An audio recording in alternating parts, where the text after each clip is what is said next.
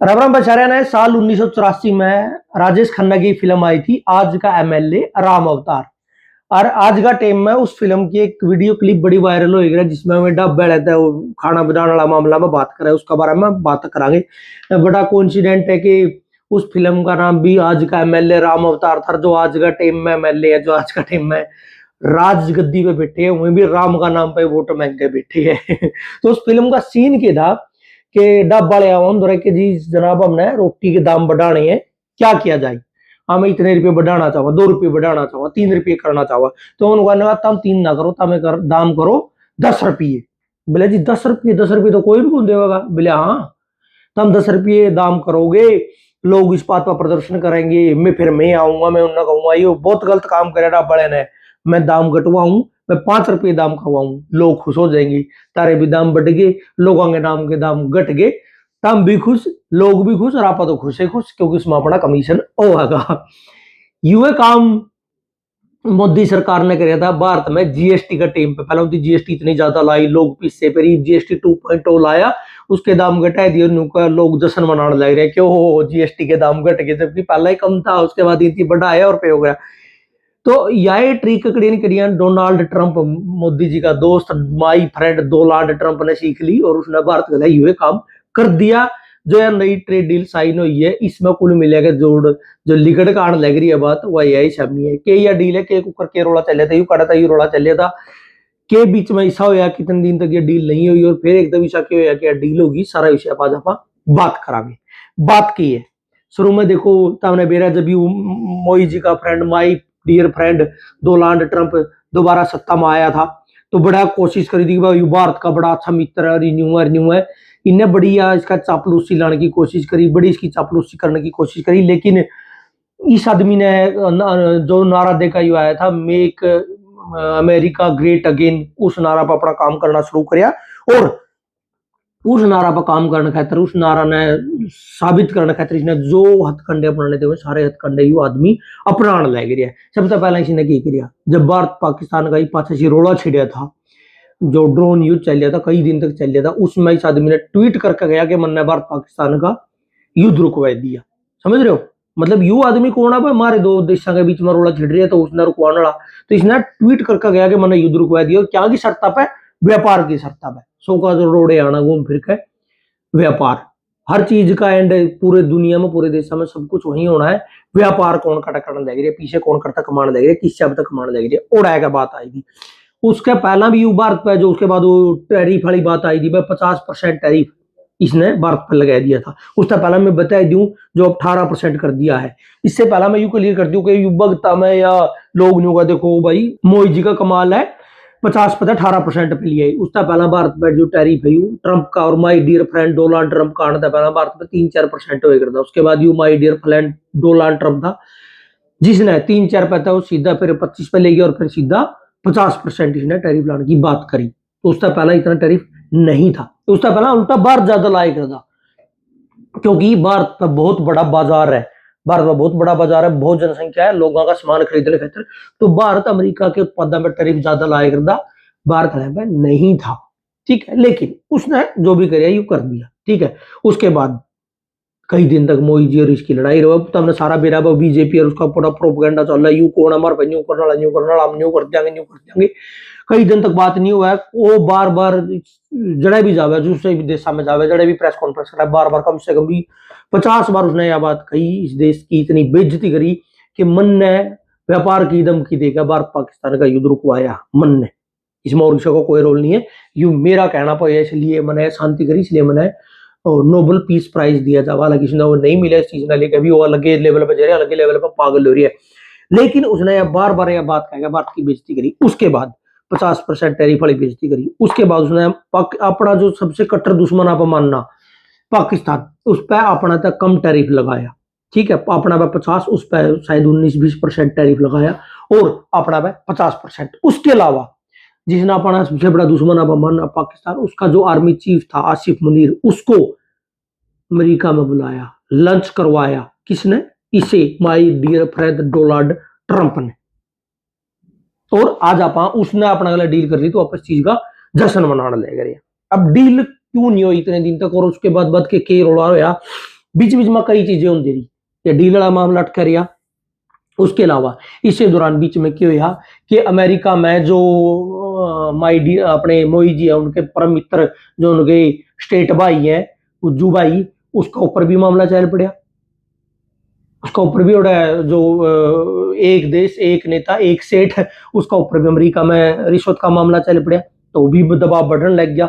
उनने बार बार सम्मन भेजे और ने सम्मन जो सरकार ने सम्मन देना था क्योंकि दो देशों के बीच का मामला था, तो सरकार ने उसका सम्मन आगे पकड़ाएगा नहीं। उन्होंने कहा यार मामले भेजन लग रहे हैं आगे देने नहीं लग रहे, बड़ा रोड़ा कर रही है सरकार इस मामला बीच में।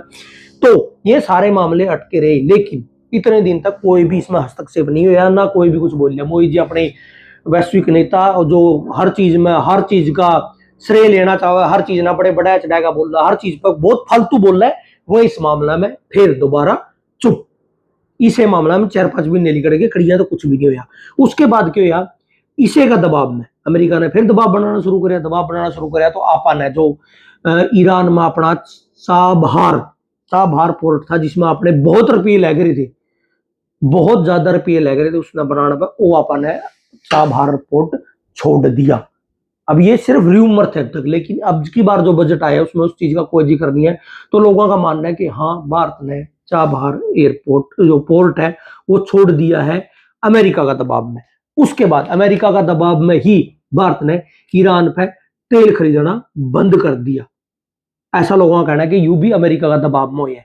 उसके बाद क्या हुआ, उसके बाद आता है एप्स्टीन फाइल का जिक्र। अमेरिका में एक इस आदमी, एक घटिया आदमी, नीच कमीन आदमी, जिसका ऊपर बाल यौन शोषण के मुकदमे चले, उसके बाद कई दिनों तक जेल काटी, बहुत सारी महिलाओं ने उसके खिलाफ केस कराया। उसके बाद उसने जेल में आत्महत्या कर लिया, वो मरवा दिया गया, यह भी कॉन्स्पिरेसी थ्योरी है, लेकिन वो गुजर चुका, वो जेल लिया।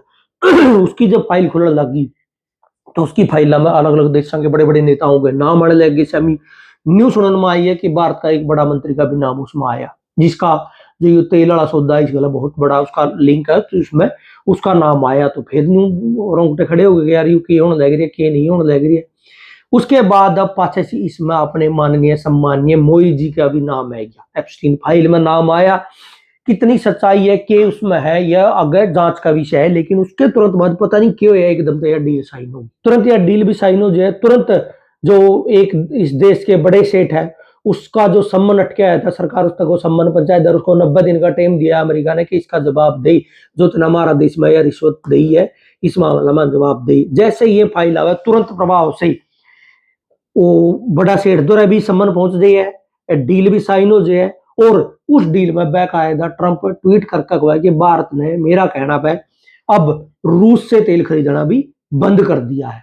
मतलब रशिया अपना इतना पुराना मित्र जो एक तरीका हुआ नहीं, विश्व युद्ध के टाइम में अपना इतना पुराना मित्र जो देश रहे है, जिस गला अपने सारे राय संबंध रहे हैं, जिस गला यो युद्ध में भी अपना काम आवा, अगर अड़ोसी पड़ोसी लकड़ियां जूत बाजे तो वो आदमी वो देश अपना गला खड़े रहे, उसका गला भी अपन ने तेल खरीदना बंद कर दिया। किसका कहना पे? My dear friend Donald Trump का कहना पे, ऐसा लोगों का कहना है।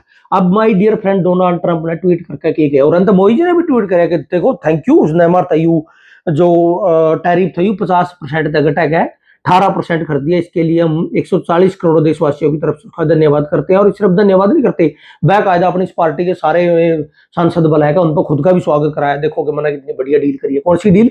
कि जो भारत पर टैरिफ 3-4% हो करता, वो पहला 50% कराया और ट्रंप ने, और 50 पे फिर उसने 18% कर दिया। और भारत जो अमेरिका के सामान पर टैरिफ लगाए करता 15 से 20%, 50%, 100% तक टैरिफ लगाया करता, वो भारत ने सीधा सीधा जीरो में रेट है, मतलब अपना सामान पे 18% और उनका सामान पे 0% टैरिफ। इसके अलावा वो आप उनका $500 बिलियन का भी व्यापार देवांगे। यू मैं नहीं कहने लग रही, यू ट्रंप कहने लग रहे ट्वीट कर करके कि हमारी जो डील हुई है उसमें वो हमारे पे 0% में, उन पर 18% और $500 बिलियन का व्यापार भारत अमेरिका तक देगा। इतना सामान उनका व्यापार खतरा भारत अमेरिका तक खरीदेगा, जिसमें उनकी कृषि मंत्री का कहना है कि इसमें एग्रीकल्चर सेक्टर भी शामिल है। एग्रीकल्चर हो या डेयरी हो या कोयला हो या बहुत सारी ऐसी चीजें सेक्टर है जिनमें यू सारा सामान भारत उन पर खरीदेगा।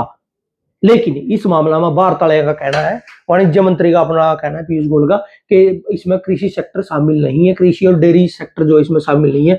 हालांकि ये लोग थे जब भारत ने पहला WTO वाला समझौता करा था नहीं कदे कांग्रेस की सरकार में, तो उन टेमा में ये पूरे पुरजोर विरोधी करते इस चीज के, क्यों भारत कृषि का क्षेत्र में अमेरिका जैसा देश ने और WTO ने शामिल करने लग रही है। उस टेमा में इनके मैंने कहा तो उसमें अलग अलग शर्तें मानी गई थी। उसमें यह चीज क्लियर थी कि इसमें जो भारत के किसानों को सब्सिडी दी जाएगी, सारा सौदा दिया, इसमें वो कोई हस्तक्षेप नहीं करेंगे। अब जो है समझौता उसकी डिटेल अब तक शामिल नहीं आई है, क्योंकि अब तक डील की और सारी जानकारी ट्विटर के जरिए चल रही है कि डील हुई है, कुकर के साइन हुई है, कौन किसी कौन कौन मौजूद थे, किसने करे, कोई जानकारी शामिल नहीं आई, सारा सौदा ट्विटर पे चल रही है। अब दोगलापन देखो, इसमें सरकार का दोगलापन इतना दाकड़ है, मतलब $500 बिलियन यार, कितने रुपये है, इतने रुपया का व्यापार आप उनसे देवांगे तो फिर मतलब उनका सामान अपना आवेगा, सीधी ही बात है यार, वो बिकेगा क्योंकि वो तो बढ़िया बना हुआ है, इसमें कई दो राय है। तो फिर सरकार जो इतने दिन तक इस देश की जनता ने झुंझुना पकड़ा रही है, इतने दिन तक इस देश की जनता ने बेवकूफ बनाने लग रही है हर चीज में, जिसमें भी बात देख रहे उसमें आत्मनिर्भर भारत या फिर वोकल फॉर लोकल, अरे भाई make in India, made in India, skill India, ये सारा सौदा का होगा कि अगर आप इस तरीका से अपने दरवाजे दूसरे देश के खतर खोलने लग रहे हैं, तो फिर ये देश की जनता ने बेवकूफ बनाने खातर इसे जुमले क्यों गड़े जाने लग रही है। इस बारे में कोई भी बात नहीं करने लग रही है। क्यों मैं बार बार ये चीजें दिखाई जावे कि ना भाई जो विदेशी है वो हर चीजें विदेशी है, वो भारत विरोधी चीजें हैं, ठीक है। क्यों इस देश में बार बार कराया जावे कि भाई अंग्रेजी ना बाहर काटेंगे, अंग्रेजी में बात नहीं करते, पढ़ाई हिंदी में होनी चाहिए, सारा सौदा हिंदी में होना चाहिए, सारा सौदा अपनी वैदिक संस्कृति वैदिक वेद उपनिषदों के अनुसार चलना चाहिए, जबकि उनका दबाव में तो दड़ा दड़ इतने अपने सारे दरवाजे खोलने लग रहे, उनका तरह के आओ हमारा देश में कमाओ।